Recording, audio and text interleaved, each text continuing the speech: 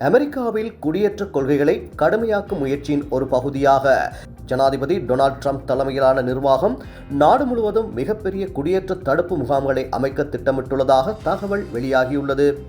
இது தொடர்பாக the interest வெளியான செய்தி கட்டுரை பல திடுக்கிடும் தகவல்களை வெளிக்கொணர்ந்துள்ளது. அதன்படி தற்போது சுமார் 70,000 குடியேறிகள் சிறை முகாம்களில் உள்ளனர். இதனை மேலும் விரிவாக்கும் நோக்கில் ஆயிரக்கணக்கானோரை தங்க வைக்கும் திறன் கொண்ட பெரிய முகாம்களை மாற்றி சிறை முகாம்களை உருவாக்க ட்ரம்ப் நிர்வாகம் நடவடிக்கை எடுத்து வருகிறது.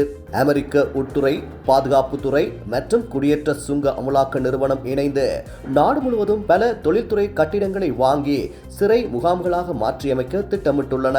இதற்காக பல்லாயிரக்கணக்கான கோடி டாலர்கள் செலவிடப்பட உள்ளதாக ஆவணங்கள் தெரிவிக்கின்றன.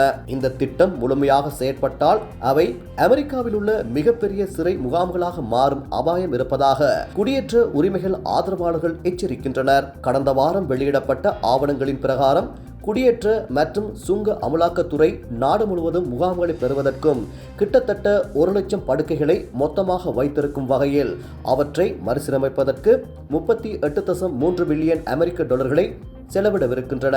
இதே நேரம் நாடு முழுவதும் கைது மற்றும் நாடு கடத்தல் நடவடிக்கைகள் தொடரும் என ட்ரம்ப் நிர்வாகம் தெளிவுபடுத்தியுள்ளது. இதே நேரம் பெருமளவிலான நாடு கடத்தல் திட்டம் அடுத்த 10 ஆண்டுகளில் அமெரிக்காவுக்கு $1 டிரில்லியன் அளவிலான செலவாக இருக்கலாம் என எதிர்வு கூறப்பட்டுள்ளது. உக்ரைன், ரஷ்யா ஆகிய நாடுகளுக்கிடையிலான போர் நிறுத்தத்திற்காக அமெரிக்காவின் மத்தியஸ்தத்தில் ஜெனீவாவில் நடைபெற்ற முத்தரப்பு அமைதி பேச்சுவார்த்தை எவ்வித உடன்பாடும் எட்டப்படாமலேயே தோல்வியில் முடிவடைந்துள்ளது. சுமார் 4 ஆண்டுகளாக தொடரும் இந்த போரை முடிவுக்கு கொண்டுவர அமெரிக்கா தீவிர முயற்சி எடுத்து வருகிறது. இந்நிலையில் ஜெனீவாவில் நடைபெற்ற 2ஆம் நாள் பேச்சுவார்த்தை தொடங்கிய 2 மணி நேரத்திலேயே முடிவுக்கு வந்துள்ளது.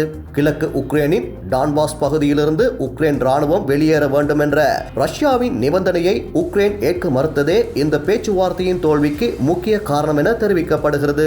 இந்நிலையில் பேச்சுவார்த்தையில் உக்ரைன் மட்டும் சமரசம் செய்து கொள்ள வேண்டும் என அமெரிக்க ஜனாதிபதி டொனால்ட் ட்ரம்ப் தெரிவிப்பது நியாயமற்றது எனவும் தமது பிராந்தியத்தை ஒருபோதும் விட்டுக் கொடுக்க போவதில்லை எனவும் உக்ரைன் ஜனாதிபதி வோலோடிமிர் ஜெலன்ஸ்கி திட்டவட்டமாக தெரிவித்துள்ளார்.